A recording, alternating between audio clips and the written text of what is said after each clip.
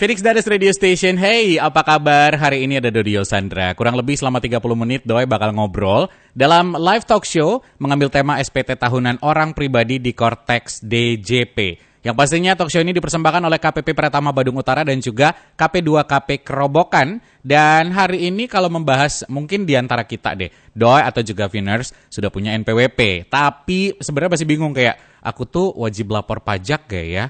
Terus caranya kayak gimana sih Kak? Cortex itu apa Kak? Karena kemarin viral, mungkin kamu tahu caranya atau orang-orang juga banyak ngebahas Cortex tapi kayak belum tahu. Nah, sudah punya NPWP tapi nggak bisa login mungkin. Kayaknya ribet gitu bawaannya. Tenang, keribetan ini siap dibantu sama teman-teman aku yang akan membahas secara santai dan gak bikin pusing. Karena sekarang sudah hadir Nikadek Juniasi dan juga Niputu Dian Antalina. Mereka-mereka ini adalah penyuluh KPP Pratama Badung Utara. Kak Juni apa kabar? Halo Kak Doi, apa kabar? Baik, sehat Astungkare. Kak Dian apa kabar? Sehat juga Kak Doi. Sehat ya, walaupun cuaca di luar hujan, kita ngobrol di radio. Ini kita ngobrolnya santai-santai aja. Mungkin nanti Viners kita akan ngejelasin gimana sebenarnya wajib lapor pajak, perbedaan kewajiban pajak tiap profesi itu seperti apa. Siapa tahu kamu masih kebingungan juga. Nah, sebenarnya kalau ngomongin tentang SPT tahunan, beberapa orang mulai mikir nih wajib untuk menyampaikan SPT tahunan dan apakah semua orang yang sebenarnya punya NPWP pasti wajib lapor atau seperti apa? Ini saya kepo nih, pengen tahu dulu. Oke Kak Doi.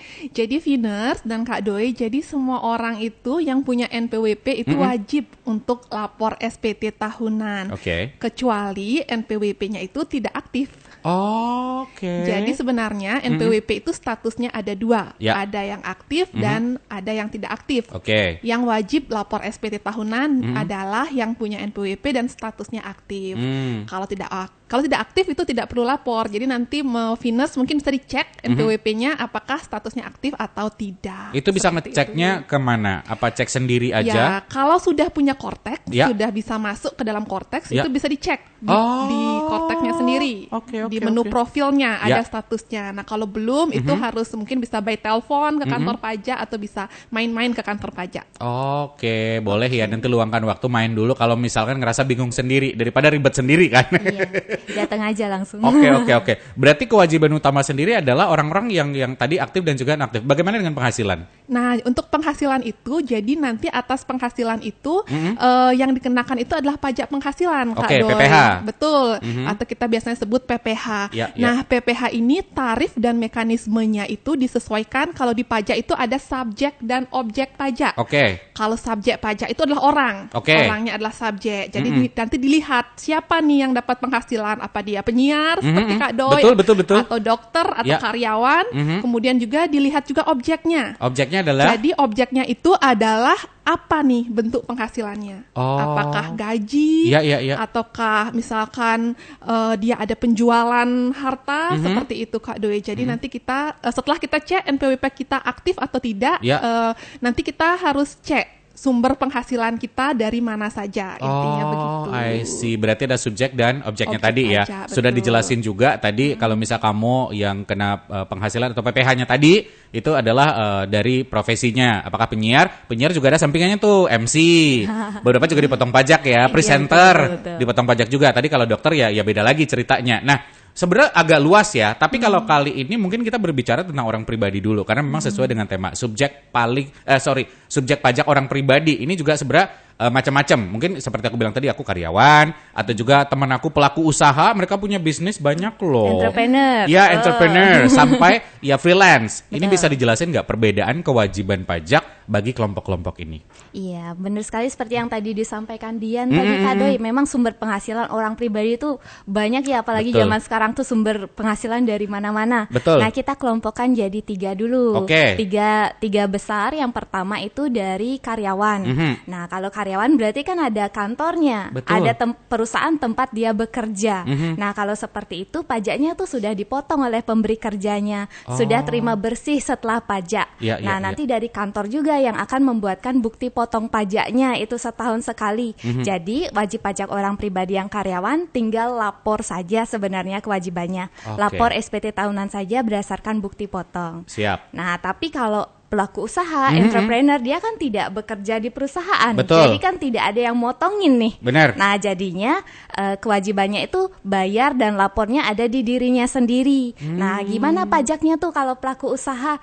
Kalau misalnya Finers ini merupakan pelaku usaha yang peredaran usahanya atau omsetnya sampai dengan 4,8 miliar. Nah, itu disebut dengan peredaran bruto tertentu atau kita familiarnya UMKM gitu ya, Kak ya. Nah, kalau UMKM itu pajaknya 0,5% dari omset per bulan. 0,5% setengah ya? 0,5%. Dan ada tambahan lagi fasilitasnya. Kalau misalnya omset dalam setahun di bawah 500 juta itu belum dikenakan pajak.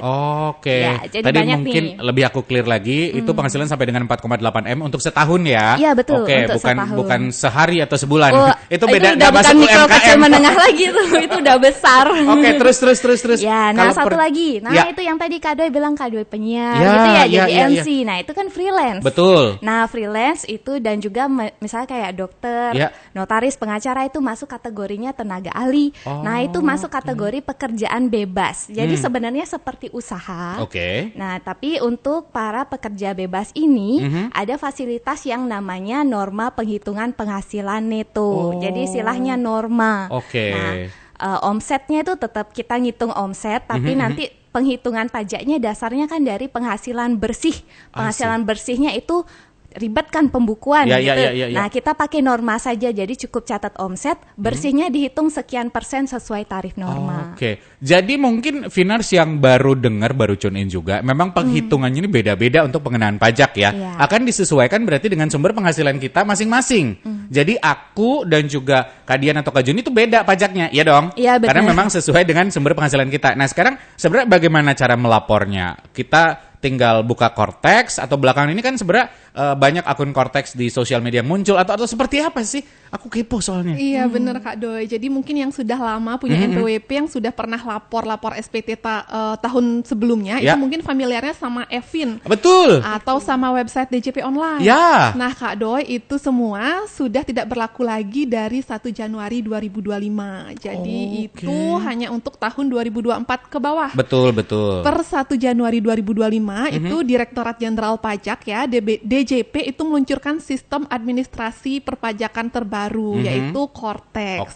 Jadi Cortex ini adalah sistem yang terintegrasi Finers, di mana semua pemenuhan kewajiban perpajakan Finers nanti bisa dilakukan di Cortex. Mulai dari membuat NPWP atau mendaftar, kemudian menghitung pajaknya, melakukan pembayaran pajak sampai ke pelaporan pajak, itu semuanya ada di satu website, yaitu website Cortex. Iya, jadi mungkin Finers dan Kak Doi pernah dengar nih, sekarang NIK menjadi NPWP. Betul. Nah, itu satu kesatuan juga dengan pemberlakuan Cortex, di mana saat Cortex berlaku itu NIK yang ada di KTP kita itu sama dengan NPWP. Nah, tapi Finers yang perlu ditekankan adalah tidak semua yang punya KTP otomatis punya NPWP gitu. Niknya nggak otomatis jadi NPWP. Iya, nanti baru 17 tahun buat KTP, wah saya punya NPWP, tidak begitu juga. Oke. Itu yang harus memang dipahami juga ya. Bagus itu informasi penting. Karena apabila ingin memiliki NPWP, itu NIK-nya harus diaktifasi terlebih dahulu. Jadi didaftarkan dulu NIK-nya di Cortex. Betul, sebagai NPWP. Jadi kita sebutnya aktivasi NIK, bisa lewat website Cortex. Jadi kalau sudah aktivasi NIK sebagai NPWP, baru disebut kita memiliki NPWP. Seperti itu. Jadi tidak semua NIK itu atau yang baru bikin KTP itu langsung jadi NPWP. Karena ada aktivasi untuk kamu ke Cortex. Cek profil di situ, nanti aktivasi dari NIK ini untuk menjadi NPWP. Nah, tapi kalau ngomongin tentang udah punya NPWP nih tapi belum bisa login Cortex DJP, entah mungkin karena error kali ya. Itu kan orang-orang bisa berpendapat apa aja, atau mungkin pas verifikasi ternyata nomor handphonenya itu atau emailnya dibilang gak terdaftar atau sudah berubah. Kalau misal kejadian seperti itu, what should I do? Jadi mungkin yang pertama ditekankan dulu, sudah pasti ya Finers dan Kak Doi, kita semua sekarang udah harus nih punya akun Cortex. Karena sekarang kan semuanya dilakukan lewat Cortex. Nah, gimana sekarang supaya punya akun di Cortex ini? Nah, sebenarnya akun terutama bagi Finers yang udah punya NPWP, DJP online, punya Evin, itu tinggal login aja, bisa lewat online ke kortekdjp.pajak.go.id. Jadi di situ ada menu namanya lupa kata sandi. Nah, tinggal dimasukkan saja NIK-nya di situ, lalu pilih deh linknya mau dikirim ke SMS atau ke email. Jadi kalau emailnya sudah sama, itu sudah bisa online. Nah, kalau misalnya ternyata emailnya ganti, nomor kejadian HP-nya seperti aku ganti, bilang tadi, iya. Nah, itu harus datang ke kantor pajak untuk dilakukan verifikasi. Jangan langsung menyerah, saudara-saudara. Iya. Itu ribet, nggak boleh. Iya. Nah, kantor pajaknya juga bisa kantor pajak di mana aja. Oh gitu. Jadi misal Kak Doi dari Singaraja, posisi di Denpasar boleh, yang terdekat gitu. Jadi nggak harus yang terdaftar.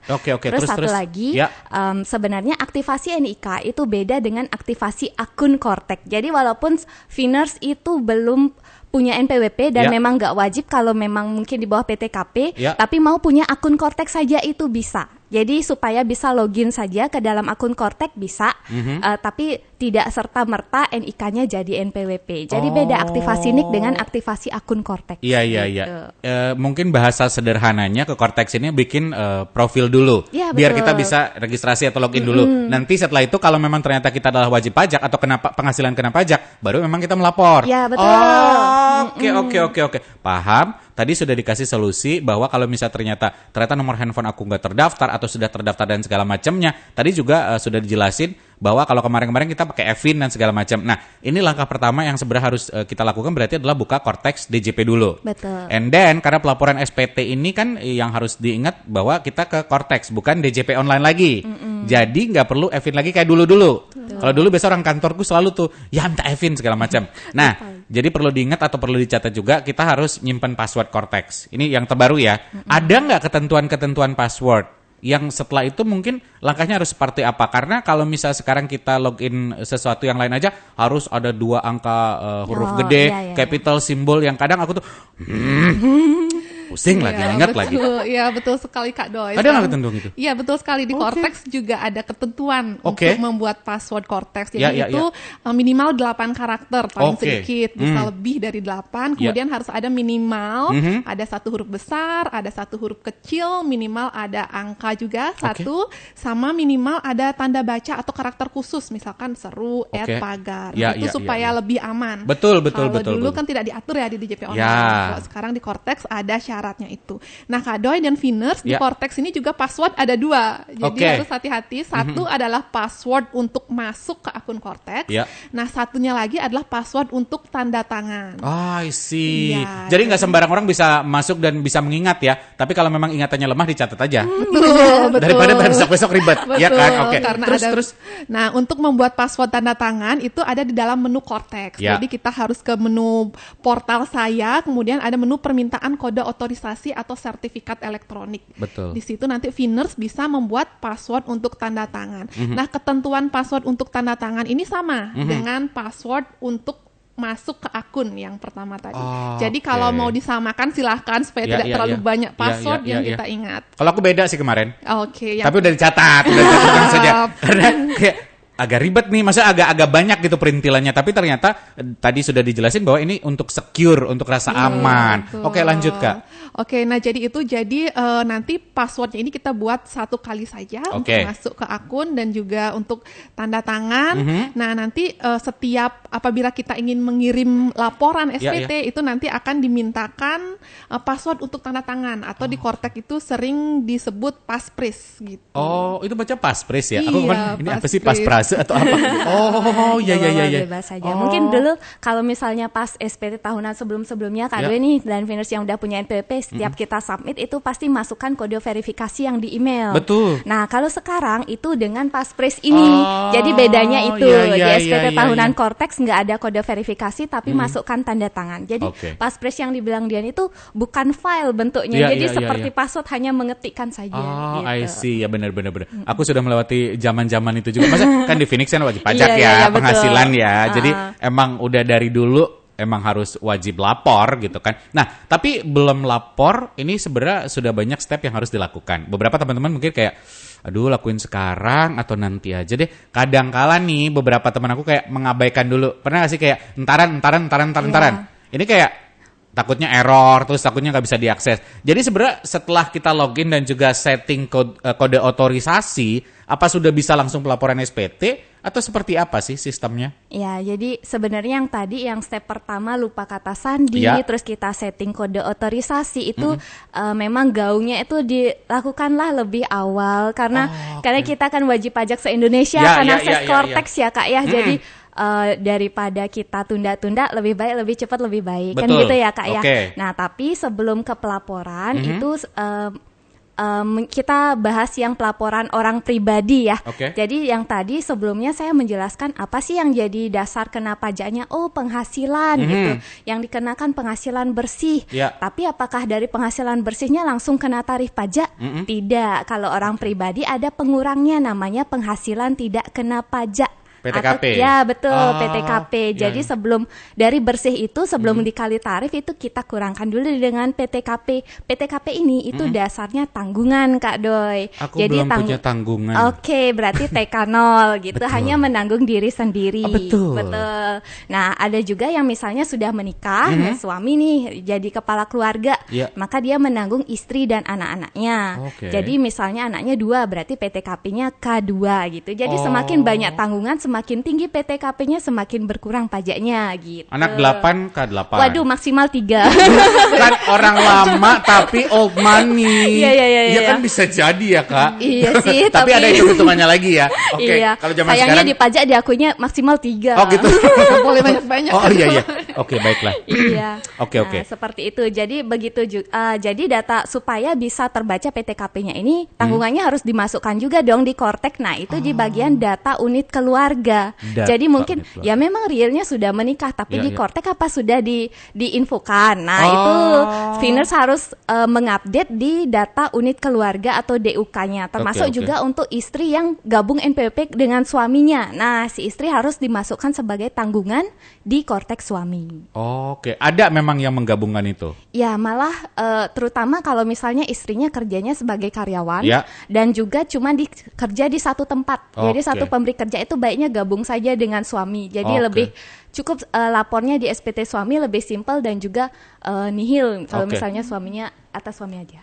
Biar aku nggak bingung ya, ini soal penggabungan NPWP istri yang karyawan tadi, terus satu lagi adalah NPWP suami. Ini kan kadangkala beberapa temenku juga curhat masih agak bingung. Tapi sebenarnya kapan wajib pajak ini atau wajibnya digabung dan bagaimana prosesnya sendiri di Cortex? Nah, Kak Doi. Jadi sebenarnya di aturan perpajakan itu Kak Doi, keluarga itu adalah satu kesatuan ekonomi. Jadi satu keluarga itu dianggap jadi satu penghasilannya.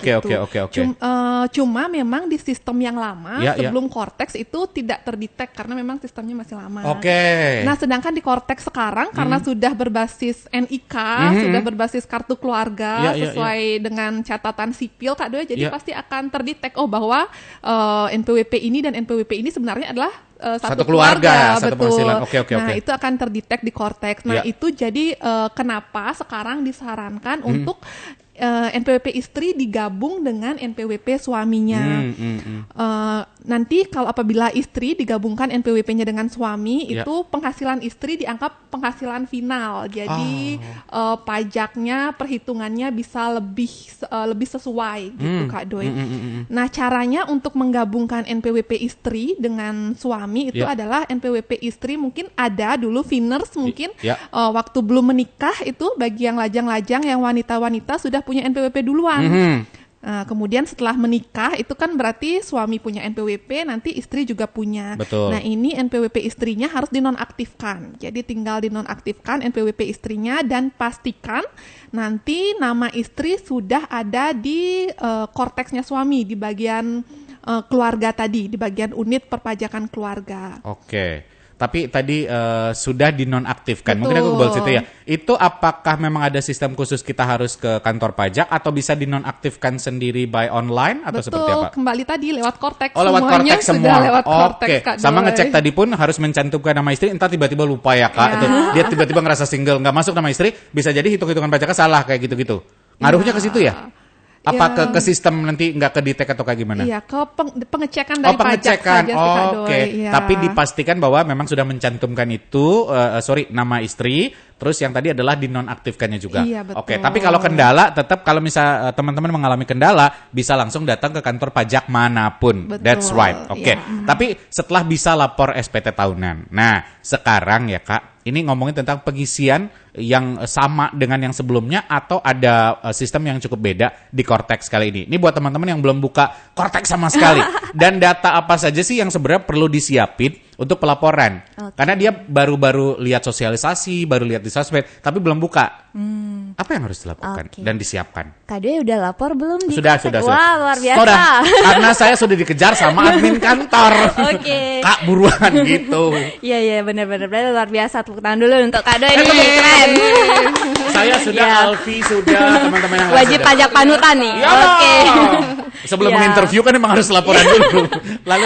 Oke. Jadi kalau mungkin Kak Doi-nya udah tahu nih kalau ternyata kalau udah lapor, wah beda banget ya versi SPT Cortex dengan versi SPT yang lama. Mau pendapat jujur? Betul. Saya juga kaget.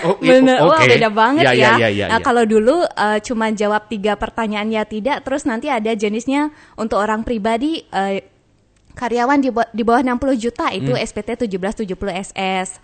Di atas 60 juta 1770 S. Kalau usahawan pekerjaan bebas itu 1770. Nah, kalau sekarang di Cortex itu nggak ada pengkategorian. Semua jenis SPT orang pribadi satu form.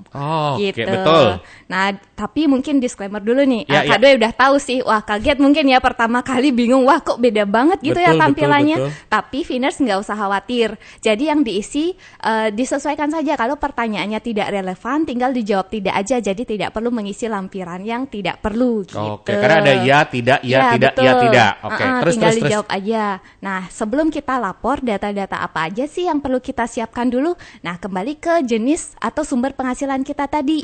Kalau misalnya Finers karyawan, nah pasti ada bukti potong dari kantor. Betul. Kalau nggak dikasih pun itu kalau kantornya sudah menerbitkan, sudah otomatis masuk di Cortex-nya Finers sendiri. Betul. Gitu, bisa dicek. Terus kalau misalnya usahawan dan freelance, pekerjaan bebas itu tinggal siapkan data omsetnya. Jadi Finers setidaknya itu harus rajin mencatat berapa sih penghasilan kotor saya selama 1 bulan.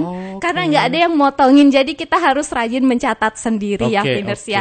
Nah, jadi itu sebagai dasar penghasilan yang nanti akan dilaporkan pajaknya. Tapi selain itu kita perlu mencatat atau menyiapkan data harta dan utang selama tahun 2025. Karena sekarang ini kita perdana mau lapor SPT 2025 di Cortex. Oke, betul. Karena memang kayak aku aja kemarin lupa yang motong siapa, muncul otomatis. Ternyata brand ini motong aku ketika aku MC ini, kayak gitu muncul. Betul. Oke, itu mantap, luar biasa. Nah, tapi untuk karyawan sendiri, bukti potong ini dari pemberi kerja kan sangat penting ya Kak. Dan apa sih yang harus dilakuin kalau bukti potong ini belum diterima atau lupa? Nah, betul Kak Doi. Jadi bukti potong ini penting sekali ya Finers. Jadi di sana adalah dasar atau bukti kalau Finers dapat penghasilan dan atas penghasilannya itu sudah dipotong pajaknya gitu. Nah, sebenarnya tempat kerja atau perusahaan itu wajib membuatkan bukti potong tahunan. Ada yang selama tahunan itu disebutnya 1721 A1 atau A2 kalau bagi PNS itu sebenarnya paling lama di 31 Januari. Jadi kalau misalkan Finers belum dapat, mungkin bisa dikonfirmasi ke tempat kerjanya. Dan kalau sebenarnya sudah terbit, itu sebenarnya sudah masuk ke Cortex Finers masing-masing. Jadi bisa coba dibuka-buka dulu Cortex-nya, kemudian coba bisa dibuka SPT-nya. Nah, kalau untuk membuat SPT tahunan sendiri, mungkin Kak Doi dan Finers yang sudah sempat membuka Cortex mungkin langsung bingung, baru buka, wah banyak sekali menunya gitu. Karena memang semua administrasi perpajakan itu bisa dilakukan di Cortex, Kak Doi. Nah, kalau untuk SPT tahunan sendiri itu menunya ada di menu surat pemberitahuan atau dalam kurung SPT. Nah, Finers bisa klik menu tersebut, kemudian nanti pilihannya adalah membuat konsep. Pertama kali kita harus membuat konsep dulu, konsep SPT, kemudian pilihannya adalah PPH orang pribadi. Setelah PPH orang pribadi, kita pilih nih periode penghasilannya itu adalah selama 1 tahun. Dari Januari sampai Desember tahun lalu, Januari sampai Desember 2025. Jenisnya normal, kemudian kita langsung buat konsepnya. Nah, nanti setelah muncul konsep itu masih bisa kita edit-edit, masih kita bisa lihat, nanti kita klik tanda pensil untuk mengeditnya. Setelah kita masuk ke formulir SPT, di sana ada tombol posting, Kak Doi. Betul. Kak Doi. Nah, tombol posting itu adalah tombol untuk menarik data tadi. Jadi kalau ada bukti potong yang diterbitkan dari perusahaan atau pemberi penghasilan, supaya masuk nih ke Cortex kita, itu kita harus klik tombol postingnya dulu. Aku bantu dikit ya, gambar pensil itu gaya gambar kita di Instastories ada gambar-gambar spidol itu loh guys. Jadi nggak pensil yang beneran literally pensil, tapi ada kayak coret-coret itu. Icon edit. Betul, icon edit. Terus Kak. Nah, jadi kalau untuk karyawan yang memang pajaknya sudah dipotong, itu ada beberapa pertanyaan yang harus dijawab dengan iya. Ya, betul. Salah satunya adalah ada tuh pertanyaan nomor 1A. Pertanyaannya apakah memperoleh penghasilan dari pekerjaan? Karena kita bekerja, kita harus jawab iya. Kak Doi. Nggak bisa bohong tuh di situ. Ya, kalau pilih tidak itu keluar notifnya. Beda kan? Beda. Iya. Oke. Terus. Nah, kemudian kalau memang kita bekerja, pajak kita kan sudah dipotong tuh sama yang memberikan kita gaji. Ada satu lagi, itu pertanyaan nomor 10A. Itu pertanyaannya apakah ada pemotongan atau pemungutan dari pihak lain. Jadi karena penghasilan kita sudah dipotong, kita harus jawab iya di sana. Nanti biasanya otomatis akan terisi bukti potong. Jadi kita tidak perlu manual menginput lagi. Nah, Finers jangan lupa kalau mengisi SPT tahunan itu untuk memilih PTKP karena tidak otomatis terisi itu. Penghasilan tidak kena pajaknya jangan lupa dipilih sesuaikan dengan statusnya tadi. Apakah TK atau tidak kawin, belum menikah, ataukah K statusnya sudah menikah atau kawin, biasanya ada tanggungannya berapa orang, begitu. Kalau tadi itu kan untuk karyawan, bagaimana dengan pelaku usaha? Cara pelaporannya seperti apa? Jadi tadi cheat sheet sedikit betul, ada banyak sekali ya tidaknya. Nah, kalau karyawan tadi pokoknya mungkin Finers bisa catat 1A dan 10A itu aja yang yang lain boleh tidak. Betul. Nah, kalau usaha beda sedikit. Yang usaha 1A kan tadi pekerjaan. Nah, kalau usaha itu di 1B. Jadi yang untuk usaha 1A-nya dipilih tidak, 1B-nya dipilih iya. Nah, habis 1B dipilih iya, di bawahnya akan muncul tuh anaknya 1B1 gitu. Nah, di situ pilih yang wajib pajak orang pribadi yang memiliki peredaran bruto tertentu yang dikenai pajak bersifat final. Pokoknya final gitu lah ya. Ingat. Ini sambil buka boleh loh, sambil buka boleh.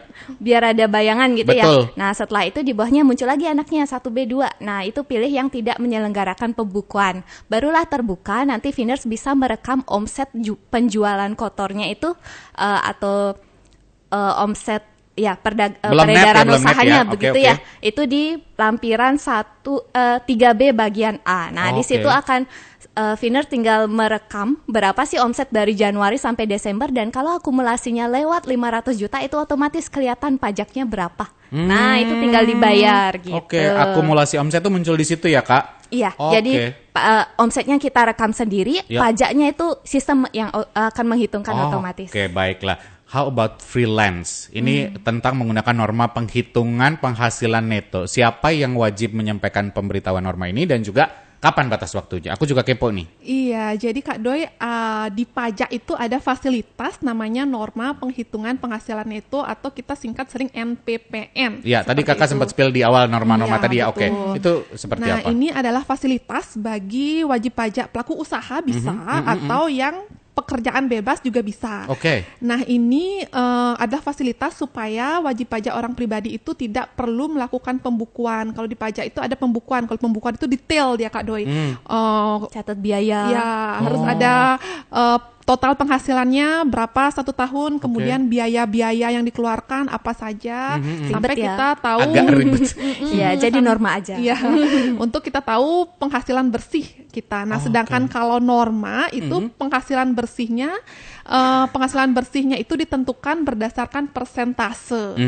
Jadi penghasilan bersih adalah misalkan 50% dari penghasilan kotor dianggap penghasilan bersih. Itu kalau kita menggunakan fasilitas norma penghitungan penghasilan neto. Nah, fasilitas ini bisa didapatkan harus mengajukan dulu lewat Cortex. Yang penting punya akun Cortex dulu. Terus. Nah, mengajukannya itu paling lambat tanggal 31 Maret. Jadi sama dengan jangka waktu lapor SPT tahunan, paling lambat 31 Maret itu tahun berjalan. Jadi mungkin sambil lapor SPT, kalau mau pakai norma langsung diajukan normanya. Oh, I see. Nah, terus jadi kalau bagi wajib pajak yang menggunakan norma ini nanti di laporan SPT tahunan itu di bagian induk, itu di bagian 1B3 itu dipilih saya berhak menggunakan norma penghitungan penghasilan itu. Jadi kalau mau menggunakan setelah mengajukan norma nanti saat lapor SPT dijawab di yang nomor 1B3 itu saya berhak menggunakan norma penghitungan penghasilan neto atau NPPN. Nah, nanti rekapitulasi omsetnya juga akan diinput. Nanti akan muncul lampiran baru yaitu lampiran 3. Di lampiran 3 bagian B di sana juga diinput omset per bulan kita, kemudian nanti diinput persentase normanya. Misalkan kalau dokter biasanya menggunakan 50% begitu. Jadi by system berarti. Kalau persentasenya kita input sendiri. Oh, input sendiri, oke. Persentasenya input sendiri, nanti sistem akan menghitung berapa netonya. Jadi 50% dari kotor adalah neto. Kemudian dia akan muncul di induk. Jadi penghasilan bersih itu akan dikurangi PTKP lagi. Setelah dikurangi PTKP baru akan dikalikan dengan tarif pajak yang berlaku gitu. Tapi saya penasaran kalau ngomongin tentang wajib pajak yang kadang agak bingung untuk ngisi adalah daftar harta dan juga utang. Takutnya gue kelihatan kaya banget gitu loh Kak. Padahal ya utangnya juga banyak. Nah, takutnya kena pajak lagi. Sebenarnya harta apa yang wajib dilaporin? Apakah utang juga harus dicantumin semuanya? Karena harta aku lumayan banyak. Walaupun harta paling berharga tetap keluarga ya. Ya, tidak ternilai ya Kak. Tidak ternilai, betul. Itu saya tidak laporkan part itu ya. Ya, dilapor di tanggungan aja. Iya, benar. Gimana? Sebenarnya Viners dan Kak Doi yang namanya pajak penghasilan. Jadi yang dikenakan pajak ya atas penghasilannya gitu. Jadi kan untuk harta sendiri pun sudah dikenakan pajak masing-masing. Kalau misalnya dapat bunga deposito udah kena pajak. Kalau misalnya ada harta kendaraan itu Viners udah bayar samsat. Betul, gitu kan, pajak, punya rumah atau tanah sudah bayar PBB. Betul. Jadi udah ada pajak masing-masing. Tapi kalau jadi Viners tinggal lapor aja hartanya, itu tidak akan masuk ke induk sebagai perhitungan yang akan dikenakan pajak penghasilan. Berarti saya potong, berarti sebaiknya dilaporkan saja. Iya benar, karena malah kalau misalnya nggak dilapor, itu terus ada temuan nih dari kantor pajak, jadinya dianggap ada penghasilan atas perolehan harta itu yang belum dilapor. Nah, malah jadinya dapat surat cinta nanti dari kantor pajak. Nah, jadi baiknya jangan sampai. Baiknya dilaporkan aja. Nah, kalau misalnya yang khawatir, hartanya banyak, capek nih inputnya satu-satu gitu ya. Tenang aja, nanti ada Excel-nya bisa diimpor. Tapi tetap direkap gitu ya.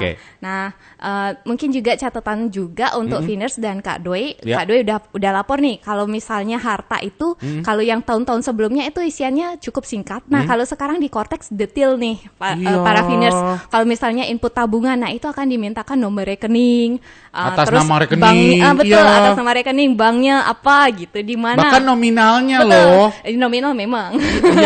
Kan kayak aku ingin bersembunyi sebenarnya, tapi tidak bisa. Terus. Kalau misalnya kendaraan itu sampai platnya berapa, terus mereknya apa, atas nama siapa. Kalau misalnya belum balik nama pun itu ada atas nama orang lain dan atas nama pihak lain dan diinput NIK atas namanya siapa. Itu kalau misalnya tanah, bangunan atau rumah gitu diinput luasnya berapa, SHM nomor berapa. Jadi lebih detail. Oleh karena itu mungkin Viners bisa siapkan dulu ya dokumen kepemilikannya jadi supaya nanti pas lapor itu bisa set inputnya gitu. Nah kalau soal utang sendiri, kalau misalnya per 31 Desember masih ada ya diinput. Nanti yang diinputnya di krediturnya siapa, terus saldo sisa utangnya per 31 Desember berapa. Gitu. Makanya kadang kalau bisa lo punya properti atau bangunan sampai ukuran, terus nomor kepemilikan, harga dan segala macam masuk di situ ya. Betul. Saya juga kayak shock gitu kan. Tapi terakhir setelah SPT ini dikirim lewat Cortex DJP, sebenarnya bagaimana cara kita memastikan kalau kita udah benar-benar lapor? Ada nggak bukti lapornya? Buat teman-teman mungkin kemarin kayak, gue udah lapor belum ya? Kayak udah submit, udah masukin deh. Kapan batas waktu pelaporan dan juga apa konsekuensi denda kalau misalnya kita telat lapor? Nah, jadi kalau Finers sudah selesai semua mengisi SPT itu, nanti tinggal di bagian induk di scroll ke bawah, ada tombol centang, kemudian ada tombol klik bayar dan lapor. Finers tidak usah khawatir. Misalkan SPT Finers statusnya nihil, tapi kok harus klik tombol bayar? Tidak perlu khawatir, karena apabila statusnya nihil, ketika kita klik tombol bayar dan lapor, itu SPT-nya langsung terlapor. Tapi kalau statusnya kurang bayar, misalkan masih ada pajak yang harus dibayar, ketika kita klik tombol itu, nanti otomatis akan download billing untuk pembayaran. Itu sorry saya potong. Baik kurang atau lebih bayar muncul billing itu? Tidak. Kurang hanya kalau kurang saja. Muncul billing itu nanti billingnya itu berlaku 14 hari. Jadi harus dibayar dulu baru SPT-nya dianggap terlapor. Jadi kalau nihil dia langsung terlapor. Kalau kurang bayar harus dibayar dulu. Lunas dulu baru terlapor. Harus dia terlapor. Kalau lebih bayar itu akan diminta menginput rekening. Jadi nanti ada pengecekan dari kantor pajak. Kalau memang dianggap benar ada kelebihan pembayaran, nanti akan dicairkan ke rekeningnya Finers. Nah, kalau untuk bukti lapor itu akan masuk ke email masing-masing. Jadi setelah lapor, SPT-nya juga berpindah dari konsep ke menu SPT disampaikan, nanti dicek email masing-masing, di sana ada bukti lapornya. Nah, untuk laporan itu untuk orang pribadi paling lama 31 Maret. Jadi tinggal 1 bulan, 1,5 bulan lagi.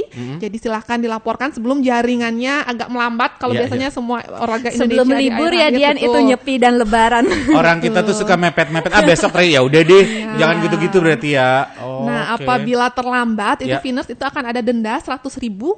Nah, karena Cortex sekarang sistemnya sudah semua by system, itu akan masuk ke email surat dendanya dan juga masuk ke sistem Cortex-nya. Baik. Untuk terakhir deh, mungkin ada yang ingin disampaikan nggak supaya Finers nggak bingung masalah tutorial atau informasi kemana? Ya jadi mungkin yang tadi kita sampaikan itu mungkin Finers belum sempat buka ya, itu belum ada bayangan.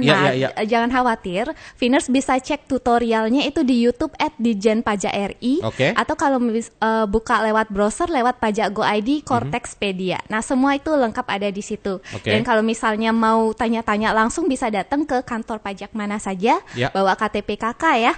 Dan sebagai informasi, semua layanan di kantor pajak itu gratis, tidak dipungut biaya. Jadi hati-hati kalau ada yang meminta biaya gitu ya. Kalau penipuan nanti. Betul. Dan era sekarang ya Kak Doi ya, ada email atau WA penipuan. Nah, hati-hati atas penipuan yang mengatasnamakan DJP ya Finers. Nanti bisa diklarifikasi atau konfirmasi ke kantor pajak.